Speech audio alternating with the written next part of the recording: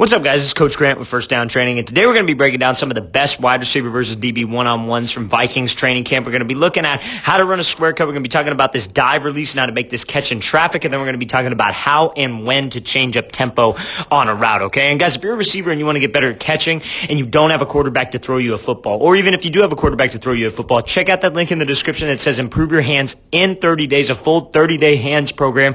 It'll give you drills to improve your grip strength, hand-eye coordination, and overall catching repetition drills. Hope to get you guys on that soon. Again, Improve Your Hands in 30 Days. Link in the description below. Let's get started. So number one here, we're going to be looking at this square cut here. So I think this square cut is a good move to use for guys, and we're going to talk about how it can build. I think this is a great move to use only really on a dig. I like this only on a dig. I've seen it on out before too, and out route is great for this as well. I think any kind of 90-degree cut, that's really when I teach it to my guys. That's mainly only it. So we're going to focus on how we can use it, when we can use it, and just the technique behind it. So let's watch it full speed. So he gets this DB leaning to the outside, forces him to speed turn out of there, and then gives him this square cut and sells like he's running this out route. So I think number one here, you could work this like if it was an off man scenario where this DB's off and you attack his leverage, you attack his midline and then go, or you can work it in this scenario against man where you give him this, you go here 1, 2, 3, and you give him this move to the outside, trying to force his hips to turn, trying to get him to open up this gate. DB opened up the gate a little bit too early, but he thinks he's got him. He speed turns and we're out of there, right? But the thing about it is when this DB decides to speed turn, he's turning his back to us, right? So when he turns his back to us, he's going to be in a blind spot, right? So we got his blind spot. If we could stay in that blind spot as long as I want, he's going to be reacting late. It's just a fact, right? If he has to turn his back, he's going to have to get his eyes to us again, and he's going to have to react, and he's going to react late. And at the same time, we have the advantage because we know what we're doing, right? So when we come up to the top of this route here, it's important that maybe we set this up like, let's say we work this same release, right? We can't be afraid to take an inside release on an outbreaking route because that sets up moves like this, right? So let's say he's here, he's running with me hip to hip, and I throw him by and I break back to the out route on this, right? I throw him by, I hit his right shoulder, I throw him by, break out to this out route, and I catch this ball. Now, I'm coming up here. I get him to turn. He's anxious. He's over anxious on that. He doesn't have hands here, which also helps, but I pop this thing off and I go 1, 2, 3, 4. And I give this slight head fake on that fourth step, right, to get this DB to hesitate. And you see, if I get him to hesitate and I get him to drop his hips maybe or to stop his feet, that's how I can create some separation, right? Now, this could be like, it's more so, I would say, a fake throw by than a square cut, but we don't actually fake the throw by here. We just kind of break it off, kind of go 1, 2, 3, 4, and we work this square cut, but I would say it's more so you can treat it like a fake throw by, right? Because maybe I'm here and I throw him by on this on this out route, like I was saying. And then let's say there's a situation where he has hands on me right here. I would throw him by, and then I would throw him by as I break with that inside leg first, throw him by 2, 3, 4, and I'd give that head and shoulder fake if I'm throwing him by, forcing him to speed turn in that blind spot, and that's just going to get him to bite on this thing, jump the out, and then I break back underneath. But because he doesn't have hands, I'm going to snap it off and go 1, 2, 3, 4, and still give him that cut, trying to force him to open up those hips or to stop his feet so I could get just a little bit of a hesitation on him. That's when you want to use this square cut. Now, the technique behind this square cut, you see how he's right, left, and then right, left again. It's 4 steps, right? And obviously, it's not super black and white. Some guys take 5. Some guys will take like 4 or 5 steps, really. It's not super black and white. It doesn't have to be the exact steps. But obviously, we'd like it to be. Obviously, we'd like it to be smooth. So the thing about it is when you snap down here and you drop, that first step has got to decelerate you, right? It's like you're dropping just an anchor out of a ship right now, and it's got to drop your hips because that's got to slow you down. If you guys who are great with this square cut have great tempo, but they're also able to just drop right now, and they're also able to be violent. So when I'm violent and I could get out and just go 1, 2, and then that 3, 4, and that fourth step here throws myself out wide, and I throw my head and shoulders, that will get me space, especially in a situation where you're an off man and you got to attack this guy, right? So now, what guys got to really understand about this square cut is that your steps don't need to be super wide, and you don't need to reach with this fourth step. So you see how he goes here, and he's 1, 2, 3, 4, and those steps are relatively underneath his frame, right? He's not reaching super wide. What guys will do is they'll go 1, 2, 3, and then they'll reach with their fourth one, and they'll swing way out of here, and then they don't have any explosion, right? The thing about this square cut is we got to create some explosion here with 4 steps, and then we got to be able to drive, and then we got to be able to shoot out of this break to widen the gap like he does, right? You see here in this position, we're going to try to widen the gap further, win this race back to the ball, and that's exactly what this receiver does. That's a great route right there. Let's watch it again full speed one more time. So again, gets him to turn those hips, bop, bop, bop, 4 steps, break this thing back to the inside. Now we're going to be looking at this route here from Adam Thielen. DB's inside leverage, right? So what do I think I want to do in this, right? And these are the questions that you guys got to be asking yourself when you're watching film.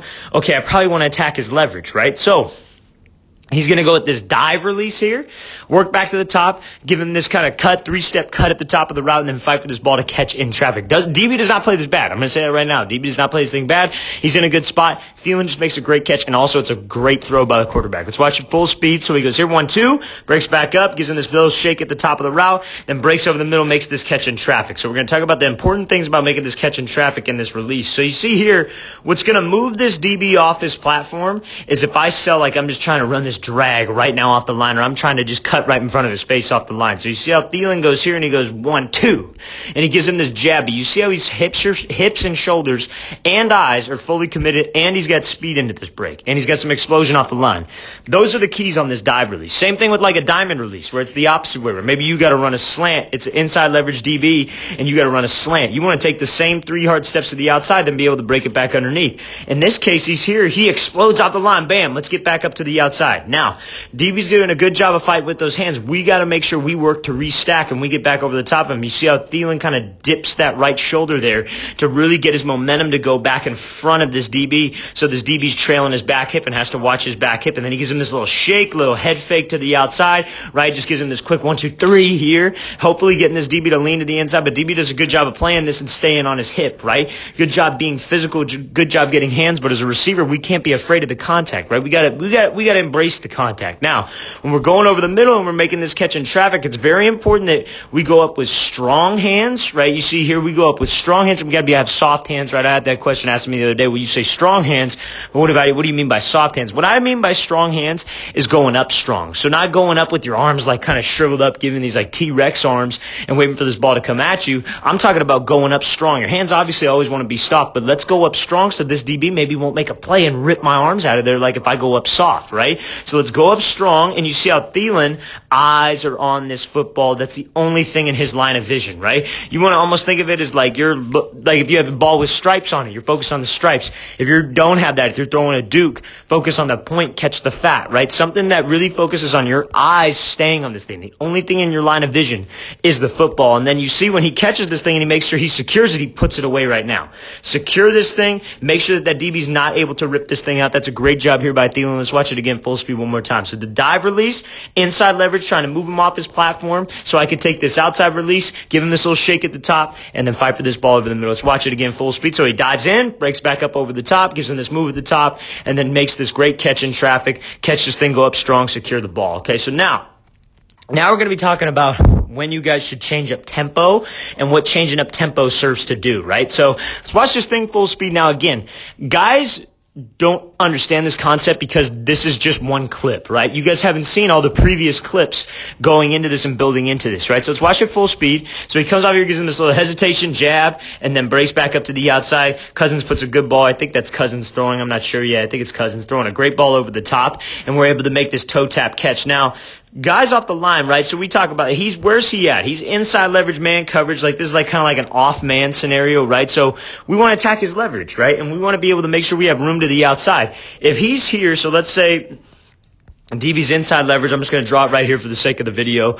And we want to attack the inside leverage. All we're doing is creating space for myself, and Cousins can put this thing at the back corner of the end zone. I just got to make sure I get out of it fast and I explode off of this move that I give him, right? So now, when we come off, maybe a couple times to start the game, I come off just full speed. I attack him right now. I attack his midline. I'm going full speed. I give him a cut, and then I go. Now, we haven't seen all the reps leading up into this, but he's going to start to understand your timing. He's going to start to understand your speed. These DBs look for anything that you give away because DB's such a hard position to play, right? Like you think about it from an offensive perspective. I'm an offensive-minded guy, right? So this always helps me thinking that quarterbacks are always looking for that weak point in the defense. Whether this DB does this, DB does that, because quarterback's so dang hard. DB's probably the second hardest position on the field. DBs are looking for anything that this receiver does, especially in man coverage, right? Zone, it's a little bit different. Obviously, there's different rules that apply, right? But when it's man coverage, they're looking for so many different things that you do that will how do I put, like that will give it away. That's a tell, right? So if we come off the line, we got the same move.